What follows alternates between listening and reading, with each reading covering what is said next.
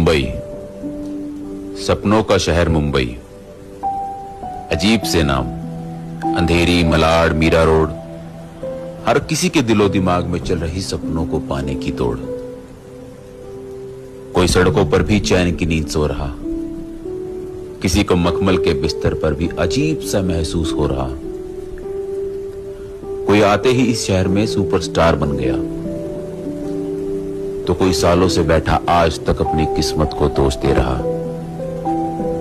ये शहर परीक्षा तो कठिन लेता है, क्योंकि ये शहर नहीं कलाकारों की उम्मीद है।